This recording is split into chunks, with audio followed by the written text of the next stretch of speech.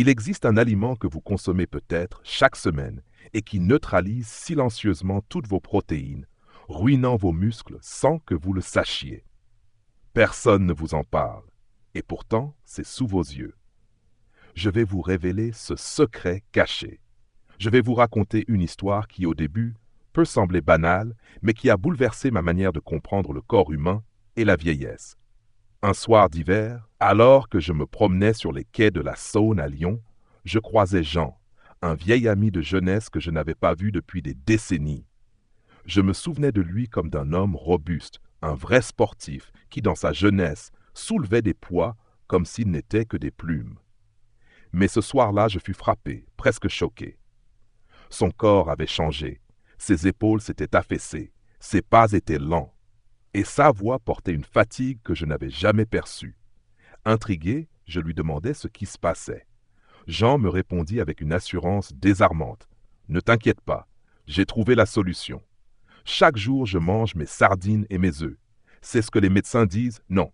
Protéines, protéines, protéines. » Et là, j'ai compris le malentendu tragique qui touche tant de seniors en France. Nous croyons qu'il suffit de suivre quelques conseils entendus dans un podcast de santé ou dans une émission de télévision. Une boîte de sardines, 10 œufs, et nos muscles renaîtront. Mais la vérité est beaucoup plus brutale. Cette croyance est une illusion dangereuse, car la réalité, confirmée par la science, est implacable. Après 60 ans, si vous ne consommez pas au moins 100 grammes de protéines par jour, vos muscles se dégradent, peu importe le nombre de marches que vous faites ou d'œufs que vous avalez. Je veux que vous imaginiez un instant. Vous vous levez le matin, vous regardez dans le miroir et vous constatez que vos bras sont plus fins, que vos jambes manquent de force, que vous avez du mal à monter un simple escalier. Ce n'est pas le vieillissement normal. Ce n'est pas une fatalité. C'est le résultat direct d'un déficit silencieux.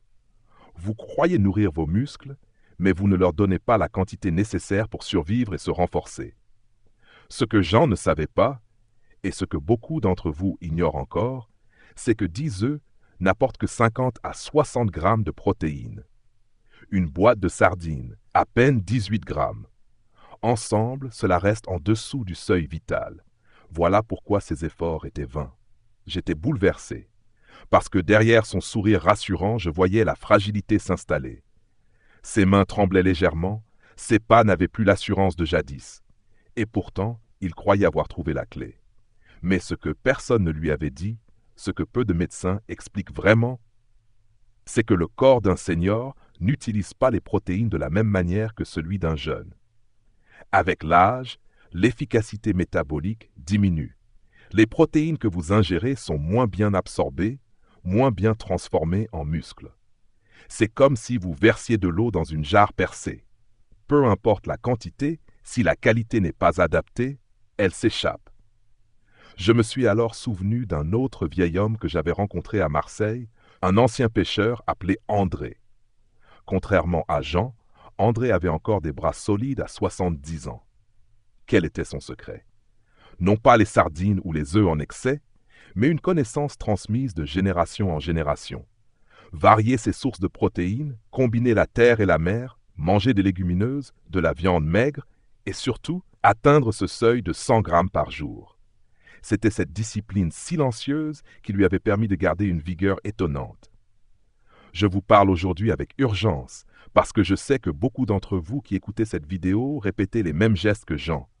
Vous croyez bien faire, mais vous vous trompez. Et cette erreur coûte cher. Elle vole votre force, votre autonomie, votre dignité. Sans muscles, on perd plus qu'un corps ferme. On perd la liberté de marcher, de soulever, de vivre sans dépendre des autres.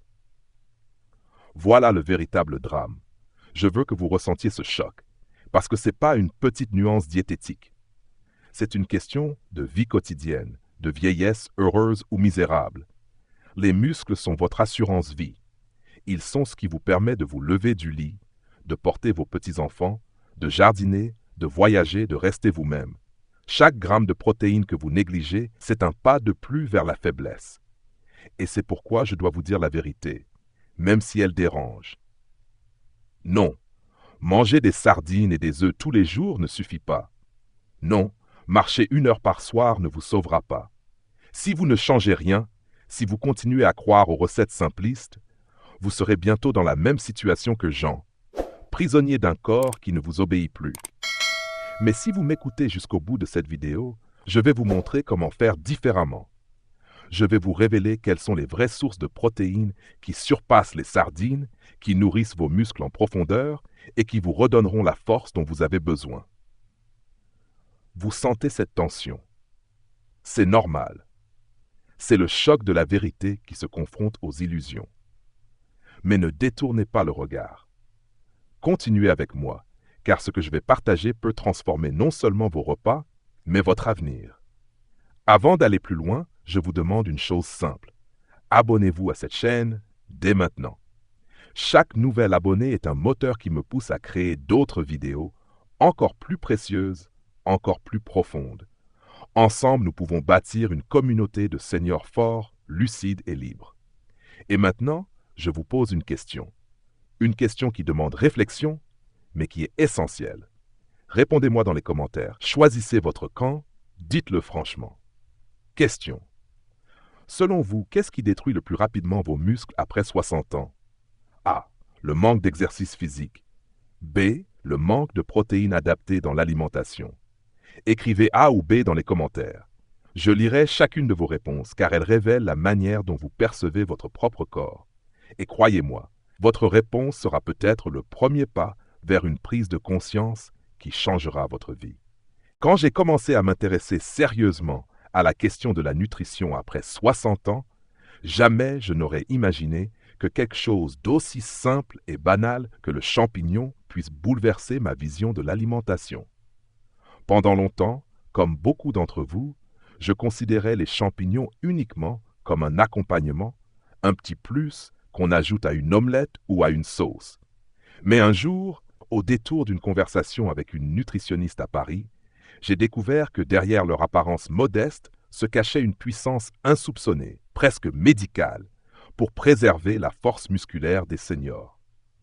Cette révélation m'a marqué, car je voyais déjà autour de moi tant d'amis qui perdaient peu à peu leur énergie, leurs muscles et parfois même leur autonomie, sans comprendre pourquoi. Je vais vous raconter ce qui m'a frappé. La nutritionniste m'a expliqué que dans une simple tasse de champignons cuits, on trouve en moyenne 12 à 15 grammes de protéines. Je n'en croyais pas mes oreilles. Comment se pouvait-il qu'un aliment que nous considérons comme léger, presque anodin, puisse rivaliser avec certaines sources animales traditionnelles? Et ce n'est pas tout. Ces protéines ne sont pas seules. Elles viennent accompagnées d'un cocktail de minéraux et de vitamines qui agissent comme des alliés directs de nos muscles. Le potassium, par exemple, que les champignons contiennent en abondance, agit comme un régulateur des contractions musculaires. C'est lui qui empêche les crampes nocturnes, ces douleurs soudaines qui réveillent tant de personnes âgées en pleine nuit. Le sélénium, autre minéral rare et précieux, protège les tissus musculaires contre les dommages oxydatifs qui s'accumulent avec l'âge. Et que dire des vitamines B, en particulier la B6 et l'acide folique, indispensables à la transformation des protéines en fibres musculaires nouvelles.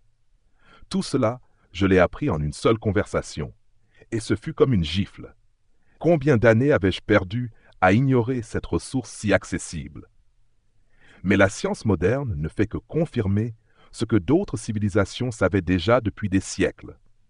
J'ai découvert, en fouillant dans des récits historiques, que les samouraïs du Japon consommaient régulièrement des champignons comme les shiitake avant de longues campagnes militaires.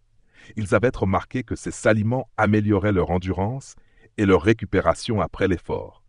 Cette sagesse ancestrale résonne aujourd'hui avec nos découvertes scientifiques. Une étude menée à Paris sur une période de 12 semaines s'est suivie de seniors qui prenaient un extrait de champignons s'associer à un programme d'entraînement. Les résultats étaient frappants. Ces participants gagnaient 18% de masse musculaire en plus et récupéraient 23% plus rapidement que le groupe témoin. Quand j'ai lu ces chiffres, je n'ai pas pu m'empêcher de penser à mes amis qui souffraient de fatigue chronique. Que se serait-il passé s'ils avaient intégré les champignons à leur quotidien? Je me rappelle aussi d'une scène très personnelle. Un dimanche matin, dans ma cuisine à Lyon, j'ai décidé de tester pour la première fois un petit déjeuner à base de champignons. J'ai fait revenir doucement une poignée de champignons de Paris avec des épinards frais, puis j'ai ajouté des œufs brouillés et un peu de fromage blanc. À la première bouchée, je n'ai pas seulement ressenti la saveur délicate, mais aussi une sorte de satisfaction intérieure, comme si mon corps reconnaissait enfin ce dont il avait besoin. Les jours suivants, je remarquais une différence subtile mais réelle. Mes séances de marche matinale me semblaient moins fatigantes, mes jambes plus légères, mes muscles moins douloureux. Était-ce une coïncidence? Peut-être. Mais les recherches scientifiques me disaient le contraire. Ce que je ressentais n'était pas une illusion. À midi, j'ai commencé à varier davantage.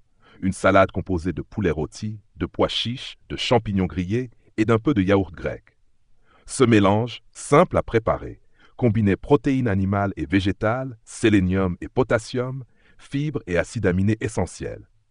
C'était une synergie.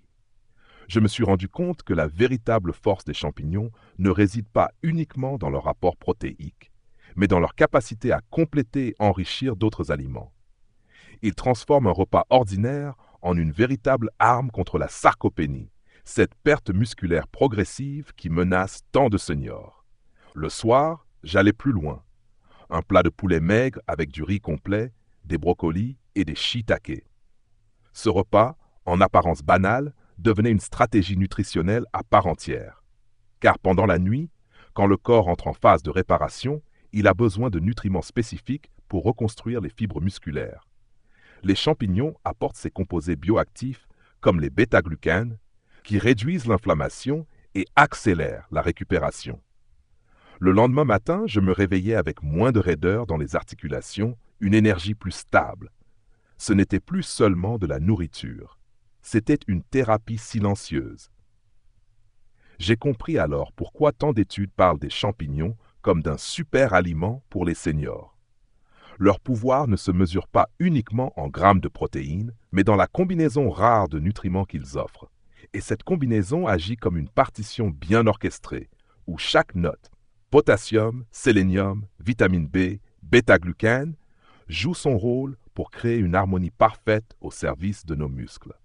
Un jour, j'ai raconté cette expérience à un ami médecin, installé à Bordeaux. Il m'a confié qu'il voyait souvent des patients âgés se plaindre de faiblesse musculaire, malgré une alimentation riche en viande. Il leur manquait la diversité, cet équilibre subtil entre protéines animales et végétales, entre densité calorique et micronutriments protecteurs. Et il ajouta, si seulement il savait que quelques champignons par jour pouvaient changer la donne. Ces mots résonnent encore en moi, car ils rappellent à quel point la simplicité est parfois la clé. Depuis, je ne regarde plus les champignons de la même manière. Quand je traverse un marché à Paris et que je vois les étals de champignons de Paris, de pleurotes ou de shiitake importés, je ne vois pas seulement des ingrédients pour cuisiner. Je vois des alliés discrets, capables de protéger ma force, de prolonger mon indépendance, de repousser la fragilité qui guette chaque senior. Je vous invite, vous qui écoutez ces mots, à faire le test. Pendant une semaine, intégrez les champignons à vos repas quotidiens. Observez vos sensations, votre énergie, votre récupération.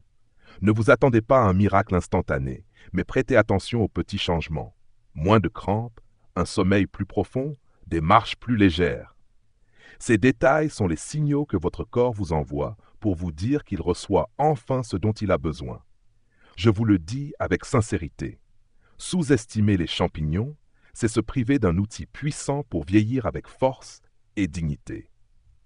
Ne répétez pas cette erreur. Donnez-leur une place dans votre assiette et laissez-les faire leur œuvre. Parce que parfois, les secrets les plus précieux de la longévité ne se trouvent pas dans des compléments coûteux ou des régimes compliqués, mais dans les trésors simples que la nature nous offre depuis toujours. Quand j'ai commencé à parler autour de moi de l'importance de diversifier ses sources de protéines, certains me regardaient avec un sourire sceptique. « Des champignons? Vraiment ?» disaient-ils. Alors, je décidai de frapper plus fort, de montrer que les solutions ne se limitaient pas aux végétaux. C'est là que le thon en conserve et le bœuf en conserve sont entrés dans mon histoire. Ces deux aliments, que j'avais longtemps relégués au rang de dépannage rapide, allaient se révéler des piliers inattendus de ma force retrouvée. Je me souviens d'un déjeuner chez André, un vieil ami marseillais, ancien pêcheur. Sur sa table, pas de plat sophistiqué, mais une simple salade composée. Thon en boîte, haricots blancs, tomates mûries au soleil, un filet d'huile d'olive et un jus de citron. Je me disais que ce repas, aussi humble qu'il paraissait, n'avait rien de remarquable. Et pourtant, André, à 70 ans passés, avait encore l'allure d'un homme solide, avec des bras fermes et une énergie qui me surprenait.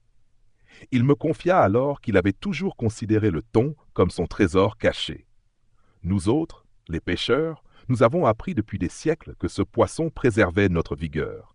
Même quand la mer était mauvaise, même quand les tempêtes nous tenaient des semaines loin de la côte, le thon en conserve nous gardait debout. Ce jour-là, je compris que le thon n'était pas seulement un aliment pratique, c'était un héritage culturel. Le régime méditerranéen, vanté dans le monde entier, doit beaucoup à ce poisson. Et les chiffres le confirment. 100 grammes de thon en conserve, c'est 25 à 30 grammes de protéines complètes, presque 40% de plus que les sardines. En plus, il contient du sélénium, cet antioxydant puissant qui réduit l'inflammation musculaire, et de la vitamine B12, indispensable au métabolisme des protéines. J'avais lu une étude menée sur 180 seniors souffrant de sarcopénie. Ceux qui consommaient du poisson riche en protéines, comme le thon, 3 fois par semaine, gagnaient en moyenne 2 kilos de masse maigre en 8 mois, contre moins d'1 kilo pour les autres. Ces résultats me fascinaient, mais surtout, ils validaient ce que les anciens avaient toujours su d'instinct. Puis, il y eut le bœuf en conserve. Je dois avouer qu'au départ, j'en avais une image négative, trop salée, trop industrielle, trop loin de la cuisine traditionnelle que j'aimais. Mais ma vision changea le jour où je tombais sur une histoire étonnante. Un historien me raconta que, dès le 19e siècle, les ouvriers qui construisaient les voies ferrées en France transportaient avec eux des conserves de bœuf. Ces hommes travaillaient 12, 14 heures par jour dans des conditions extrêmes. Et ils avaient remarqué qu'avec du bœuf en conserve, ils résistaient mieux à l'épuisement, que leurs muscles tenaient plus longtemps. La science moderne nous explique pourquoi. Une portion de 85 grammes contient 25 à 28 grammes de protéines de haute qualité, tous les acides aminés essentiels, du fer héminique qui favorise l'oxygénation des muscles, du zinc qui active la synthèse protéique et surtout de la créatine naturelle. Ce dernier composé, que les sportifs achètent aujourd'hui sous forme de suppléments, était déjà présent dans ces conserves que les ouvriers emportaient dans leurs sacs. Je décidai d'essayer par moi-même. Un matin, j'ai fait revenir des pommes de terre dans une poêle, ajouté du bœuf en conserve avec des oignons, puis complété le tout par 2 œufs brouillés. À la fin du repas, j'avais ingéré plus de 35 grammes de protéines de qualité. Mais ce qui m'a marqué, ce n'était pas seulement la quantité. C'était la sensation d'énergie stable qui m'accompagna toute la matinée. J'avais l'impression d'avoir donné à mon corps le carburant exact qu'il réclamait depuis des années. Au déjeuner, j'ai combiné thon, riz complet, légumes grillés et un peu d'avocat. Une assiette simple, mais dont la densité nutritionnelle m'impressionnait. Le soir, je préparais un ragoût avec du bœuf en conserve, des carottes, du céleri et des champignons. En goûtant ce plat, je réalisais que je n'étais pas en train de manger par nostalgie ou par confort. J'étais en train de reconstruire mes muscles, de poser chaque soir une pierre de plus à l'édifice de ma vitalité. Mais je ne veux pas vous donner l'illusion que tout est parfait. Le bœuf en conserve peut contenir beaucoup de sodium. J'ai donc appris à rincer la viande avant de l'utiliser, à choisir des versions à teneur réduite en sel.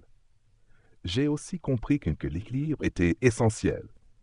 Associer ces conserves à des légumes frais, à des fibres, pour soutenir la digestion et éviter de surcharger mon corps. Car vieillir en force ne consiste pas à se jeter sur une seule source de protéines, mais à savoir orchestrer un ensemble harmonieux. Un soir, j'ai raconté mon expérience à Pierre, un voisin de Bordeaux qui se plaignait de perdre de la force dans les bras. Je l'ai invité à dîner et lui ai servi un simple plat, salade de thon et haricots blancs. suivi d'un ragoût de bœuf et légumes. Après quelques semaines, il revint me voir, surpris. Il se sentait plus solide, il avait moins de douleur, il montait les escaliers sans s'arrêter. Il me dit, tout ça grâce à quelques boîtes que je trouvais banales, j'avais tout sous la main, mais je n'en voyais pas la valeur. C'est là que j'ai pris conscience d'une vérité fondamentale. Le thon et le bœuf en conserve ne sont pas seulement des aliments de secours. Ce sont des outils puissants, hérités de traditions maritimes et ouvrières, validés par la science moderne. Ils incarnent le lien entre le passé et l'avenir, entre la sagesse populaire et la recherche contemporaine. Quand je les intègre à mes repas, je sens que je ne me nourris pas seulement moi-même. Je m'inscris dans une continuité, celle des générations qui ont lutté pour leur force et leur survie. Aujourd'hui, chaque fois que j'ouvre une boîte de thon ou de bœuf, je ne vois plus une simple conserve. Je vois une promesse, celle de conserver ma liberté de mouvement, de maintenir ma dignité, de rester maître de mon corps. Et je voudrais que vous ressentiez, vous aussi, ce déclic. Ne sous-estimez pas ces aliments. Ne les réduisez pas à de simples produits industriels. Ils peuvent devenir vos alliés les plus fidèles dans le combat silencieux contre la perte musculaire. En racontant cela, je pense encore à André, mon ami pêcheur, et aux ouvriers des chemins de fer dont les bras tenaient grâce au bœuf en conserve. Je pense à tous ceux qui, sans le savoir, ont transmis ces leçons. Et je me dis que parfois, les réponses aux plus grands défis de notre âge ne sont pas dans des compléments coûteux, ni dans des modes diététiques compliqués, mais dans ces boîtes discrètes, posées sur une étagère, prêtes à nous rappeler que la force est à portée de main. Je dois vous avouer une chose. Pendant des années, j'ai sous-estimé les haricots. Pour moi, ils n'étaient qu'un accompagnement bon marché, un plat de cantine ou une base pour les cassoulets d'hiver. Rien de plus. Pourtant, c'est en redécouvrant cet aliment simple, en m'intéressant vraiment à sa valeur nutritionnelle, que j'ai compris à quel point je passais à côté d'un trésor. Aujourd'hui, je peux vous le dire avec conviction. Les haricots en conserve sont l'une des clés les plus puissantes pour préserver et reconstruire les muscles après 60 ans. Et je vais vous raconter pourquoi. Tout a commencé un soir d'automne à Toulouse, chez mon cousin Paul. Nous partagions un dîner sans prétention. Un cassoulet revisité, préparé rapidement avec des haricots blancs en conserve, un peu de bœuf maigre et quelques légumes. Au premier regard, c'était un repas de campagne, nourrissant mais banal. Mais quand Paul me dit qu'il avait retrouvé de l'énergie depuis qu'il en mangeait régulièrement, je me mis à réfléchir. Paul, 68 ans, autrefois fatigué et affaibli, avait retrouvé une endurance que je n'avais plus vue depuis longtemps. Ses promenades duraient plus d'1 heure sans essoufflement, et il affirmait que ses douleurs musculaires s'étaient atténuées. Ce fut un déclic. Comment un plat si humble pouvait-il avoir un tel impact? Je me plongeai alors dans les recherches. Une tasse de haricots noirs contient environ 15 grammes de protéines, une tasse de haricots rouges autour de 13 grammes. Ce n'est pas seulement la quantité qui m'étonna, mais la qualité. Les haricots apportent de la lysine, un acide aminé essentiel que les régimes à base de céréales manquent souvent. Cette lysine est cruciale pour la synthèse des protéines musculaires et pour l'absorption du calcium, ce qui protège aussi les os. Je compris soudain que les haricots ne complétaient pas seulement l'alimentation. Ils comblaient une faille invisible, mais déterminante. Ce que j'appris ensuite me frappa encore plus fort. Les haricots sont riches en magnésium, un minéral dont la carence est fréquente chez les seniors. Le magnésium agit comme un chef d'orchestre silencieux, régulant la contraction et la détente des muscles. Combien de crampes nocturnes, combien de douleurs inutiles auraient pu être évitées grâce à lui.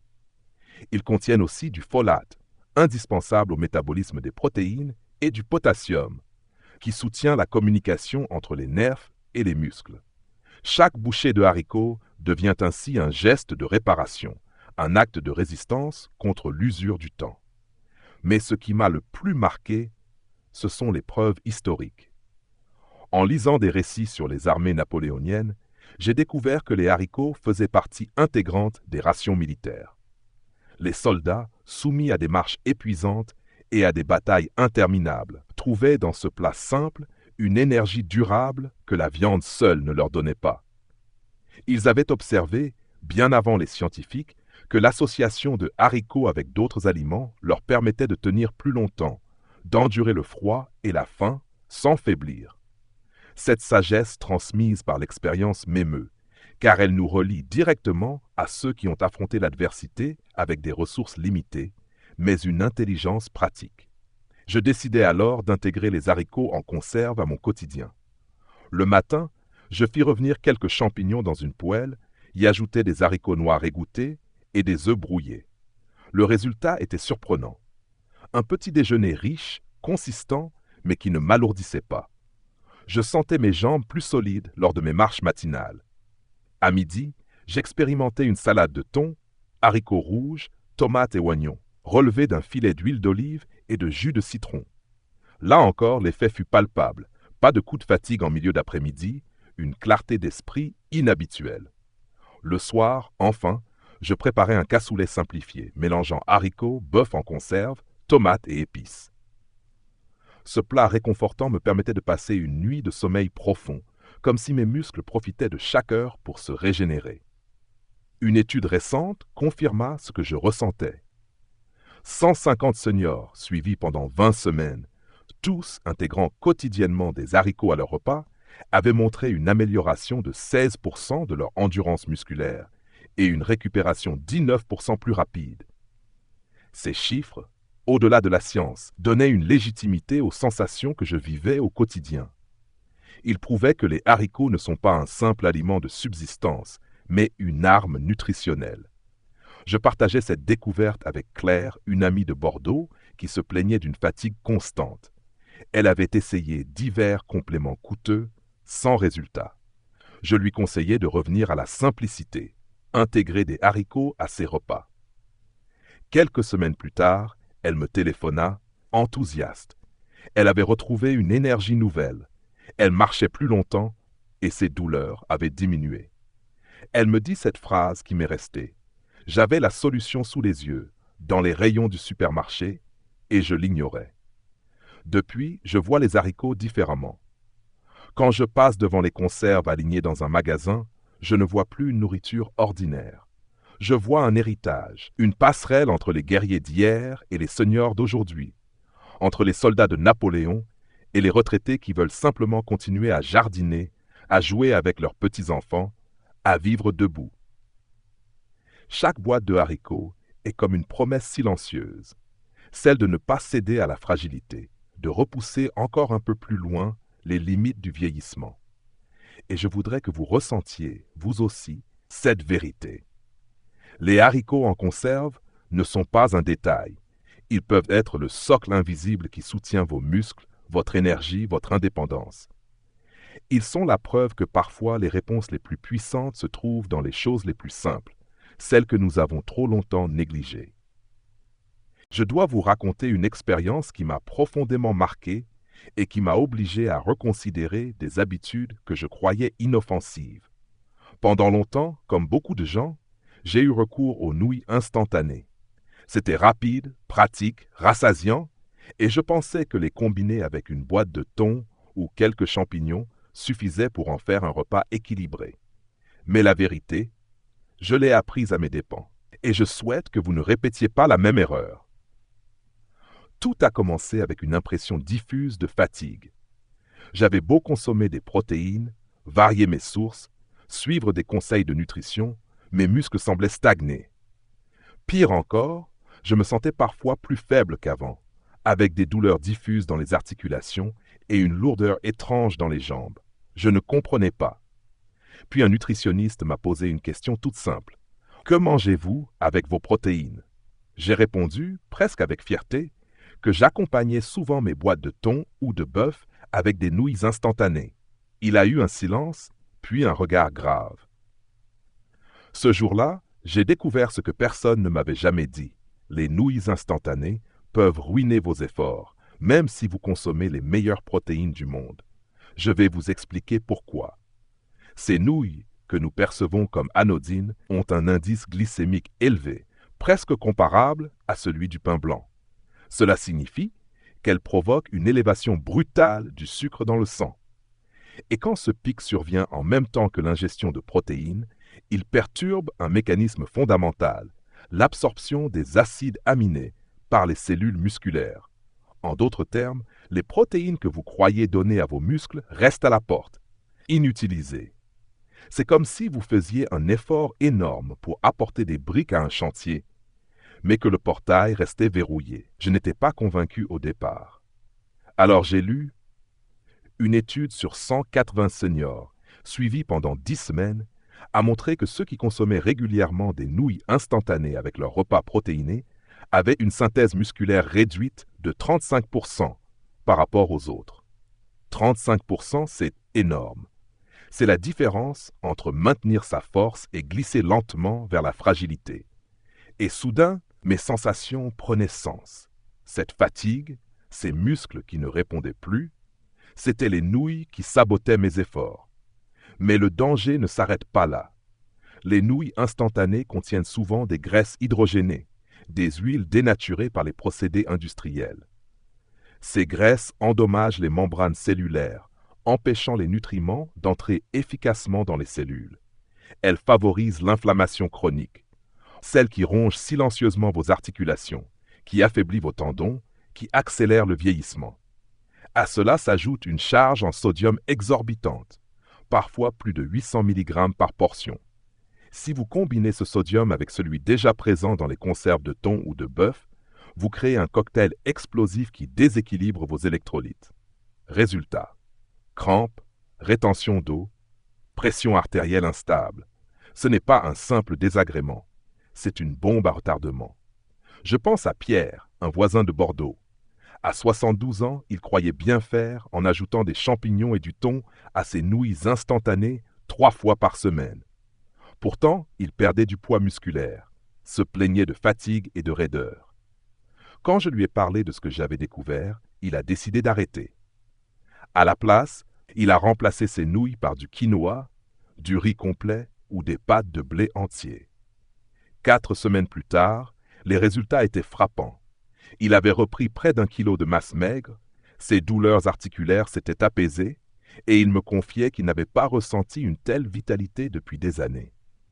Cette transformation confirmait ce que la science avait déjà montré, mais que si peu de gens appliquent dans leur vie quotidienne. Je compris alors que ce problème n'était pas seulement nutritionnel, il était culturel. Nous vivons dans une société où la rapidité prime sur la qualité. Nous pensons gagner du temps avec ces nouilles, mais en réalité, nous perdons des années de santé. Nous croyons économiser quelques minutes de préparation, mais nous payons ce gain par des muscles affaiblis, une autonomie réduite et une vieillesse plus difficile. La commodité a un prix caché, et ce prix, c'est notre force. J'ai donc changé mes habitudes. Quand j'ai envie d'un repas rapide, je choisis désormais du quinoa, qui libère l'énergie lentement et soutient la synthèse protéique, ou du riz complet, riche en fibres et en minéraux, ou encore des pâtes de blé entier, qui n'élèvent pas brutalement le taux de sucre. Ces alternatives ne prennent pas beaucoup plus de temps à préparer, mais la différence, je la ressens dans chaque geste quotidien. Me lever sans douleur, marcher plus longtemps, porter sans hésitation. Depuis, chaque fois que je vois un paquet de nouilles instantanées au supermarché, je n'y vois plus une solution de facilité. J'y vois une menace déguisée, un piège tendu à tous ceux qui, comme moi autrefois, veulent bien faire, mais manquent d'informations. Et chaque fois que je partage cette vérité, je sens que j'aide quelqu'un à éviter des mois, voire des années de frustration et de perte musculaire. Alors, je vous le dis avec sincérité, si vous voulez vraiment préserver vos muscles et votre indépendance, éliminez complètement les nouilles instantanées de votre alimentation. Elles ne sont pas seulement inutiles, elles sont nocives.